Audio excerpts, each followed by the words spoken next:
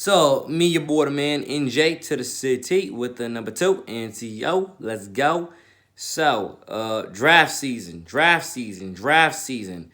Literally, I look on my phone, literally, I don't know how many times a day, but various times a day, every day, for any sort of new news that I can find on Trevor Lawrence, Justin Fields, Zach Wilson, Mac Jones, and a plethora of other quarterbacks, let alone quarterbacks, wide receivers, and so on and so on. Sometimes I find no new news whatsoever, but I still try to read whatever articles that I even haven't read or double read the ones that I have read, and so on. Draft season. Here's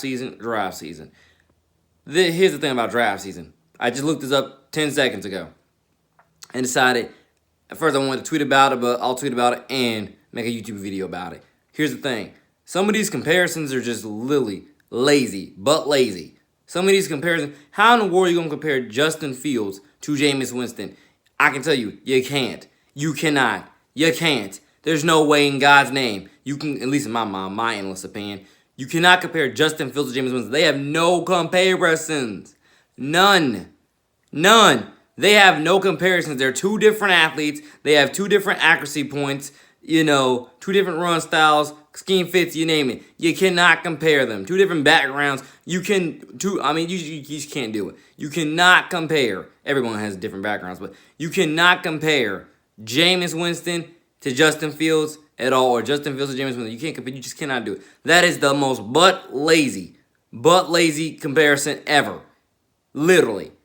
I won't forget it when Jameis Winston threw for, I think last season, right? Threw for, the most yards, but once again, 30 touchdowns, 30 interceptions. Put a new name for 30 for 30, etc. Defensive player of the year, him, etc. For giving the ball up so many times to defensive players. You cannot compare Justin Fields to Jameis Winston. No way, no how, Jose.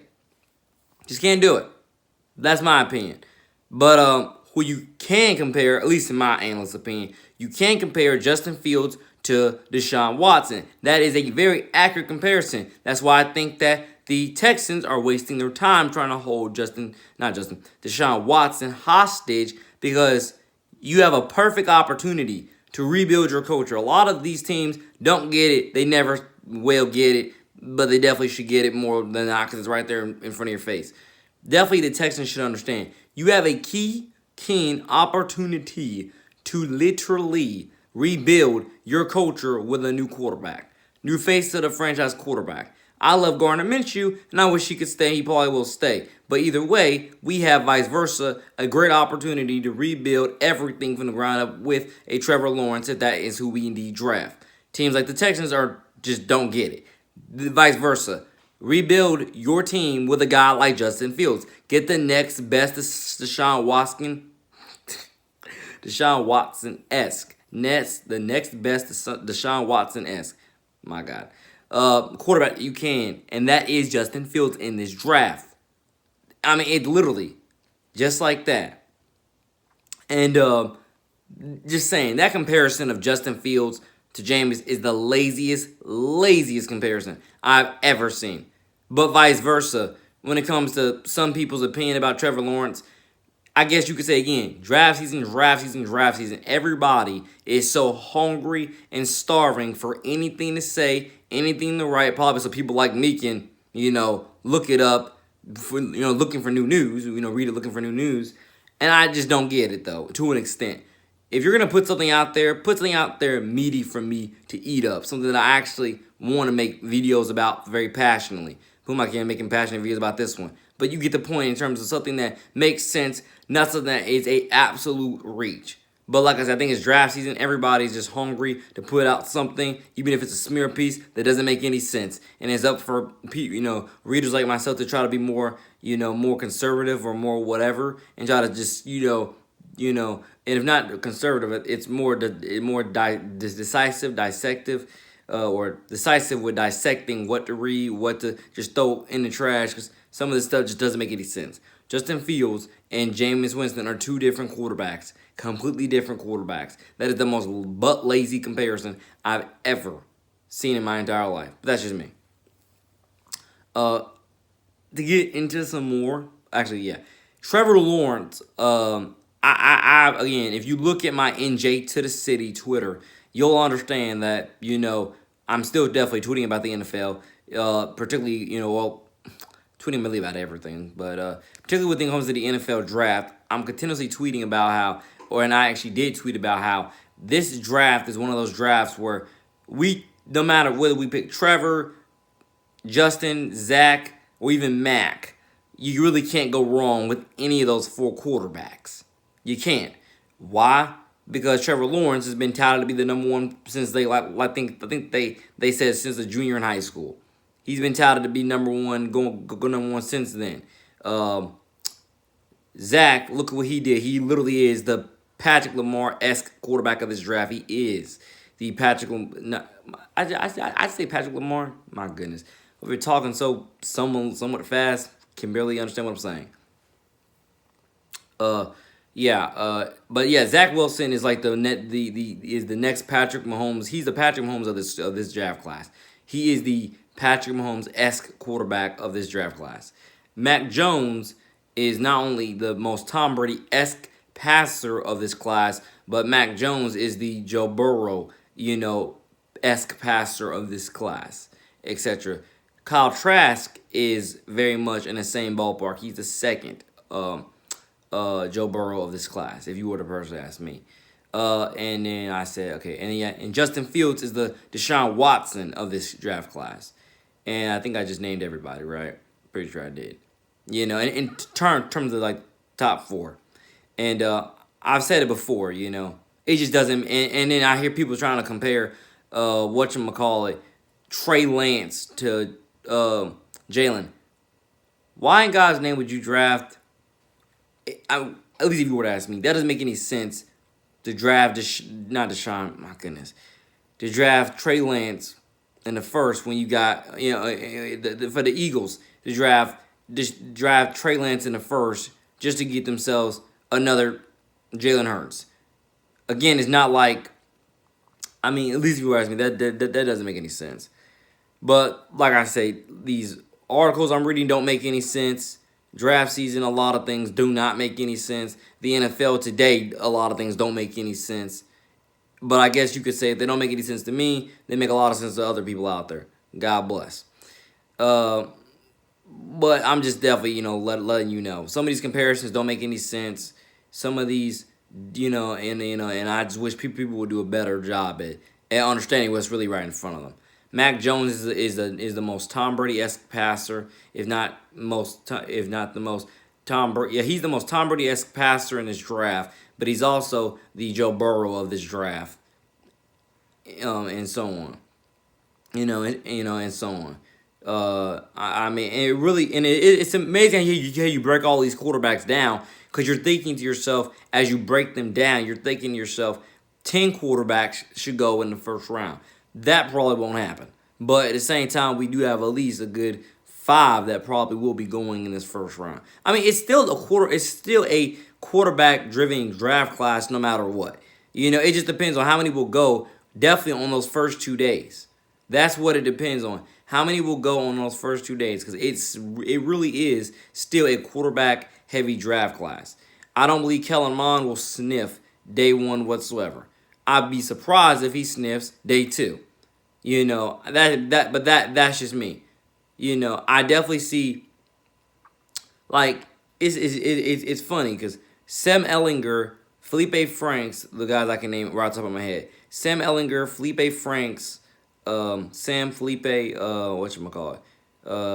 Mond, and Ian Book and a plethora of other guys. All 4 of those guys, they scream day 3 picks to me. They all scream day 3 picks to me. But don't get it twisted. Those are all name brand guys. Though, in terms of whoever they go to, we're going to be looking to see whether or not, they do scramble around for the starting job eventually. Because those are all name brand guys that we've been accustomed to watching, on those high stages with high stakes, over the last, 2-3 years. So those guys are still name brands that definitely, name brands to look out for, 110%. Wherever they do go in this. I mean, there's a bottom tier of quarterbacks that don't have any name recognition whatsoever. That I'd be surprised if they get drafted. But then I was surprised that Tommy Stevens got drafted in the 7th round over what's his name, Anthony Gordon out of Washington State. I'm like, wait a minute, not Washington State. I'm about to say, wait a minute, Anthony Gordon passed for, again, Joe Burrow as second in the country passing yards, and he went undrafted. But Joe Burrow got drafted number 1 overall. That doesn't make any logical sense. Dwayne Haskins, actually no, Gardner Minshew, again, the previous year, passed for, again, second most passing yards in the country behind Dwayne Haskins. Dwayne went in first, Gardner went in the 6th.